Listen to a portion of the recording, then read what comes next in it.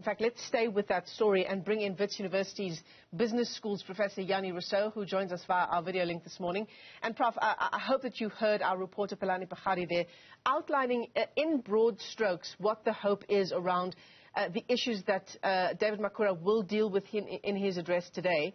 And of course, as we build up to it, you know, we don't want to talk about these pie-in-the-sky ideas of things like enhancing ethics, enhancing integrity and accountability. There needs to be, surely, specifics on how he plans to do that. Good morning, Michelle, and good morning to the viewers. Indeed, we need specifics, as Pelani has pointed out. We always have to remember that Gauteng accounts for about 1/3 of South Africa's economy.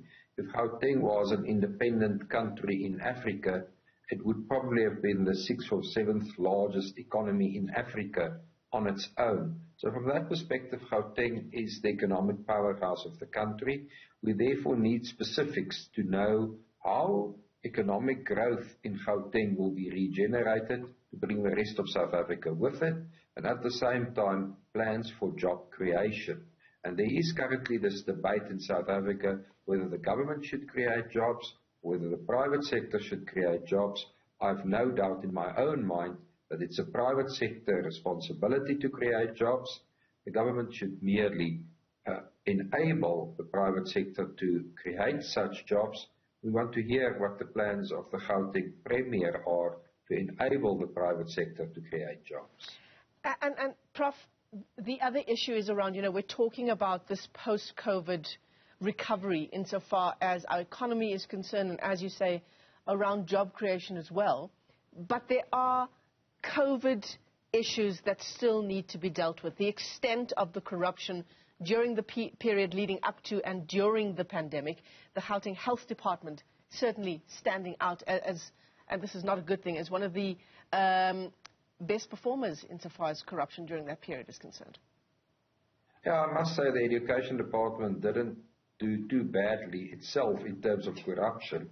They could perform and build schools with the same efficiency as that they could be corrupt during the PPE period. We would have had hundreds of new schools in Gauteng. So indeed, we want to see the plans to deal with corruption, but then we want to see the action against corruption. The Premier can read 10 pages of plans, but we will test the plans of the Premier against the action that's taken after the State of the Province address to see whether there's follow-through and to see whether people are indeed charged for such corruption. Yeah, I mean, one of the standouts from the President's State of the Nation address just earlier this month was that in some of the plans he outlined, he also gave time frames so that there can be accountability. You know, we can track how far we are in reaching those particular goals. That has to be a priority today as well in the Gauteng State of the Province address. Yeah, indeed. We want to see the timelines. But I must say, in my own mind, being an economist, the State of the Province address is just a bit off.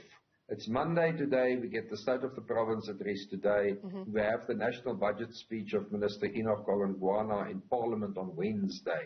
So already by today, definitely by tomorrow, not by Wednesday, the media will start speculating about the budget and then the feedback and unpacking of the budget after the speech. Mm-hmm. And it's really bad planning, in my view, to have the State of the Province address in South Africa's most important province from an economic perspective and the national budget of the government in the same week. In my mind, there's just not enough space to unpack these two important events in the same week. So one of the two should have given, not for me to decide which one, but somehow this State of the Province address will unfortunately be, in a sense, forgotten in the media once we have the budget by Wednesday. Yeah. So we must make sure that we keep the Premier accountable despite the focus moving to the budget speech. Well, let's talk about the budget speech coming up, as you say, on Wednesday. One of the things that we are, and this emerged in the President's State of the Nation address earlier this month, was that there are other programs in the pipeline to try and support South Africa's poorer population. Prof, anything else that you are looking forward to getting clarity on Wednesday from the Minister? One big issue that's been an issue for the last decade is toll road system in Gauteng. So we either need clarity in today's State of the Province address or in Wednesday's budget speech. Where are we going with toll roads? What is the future of toll roads? Because we have total non-payment of tolls. More than 80% of the people just don't pay the tolls. So we just cannot stay where we are in respect of toll roads.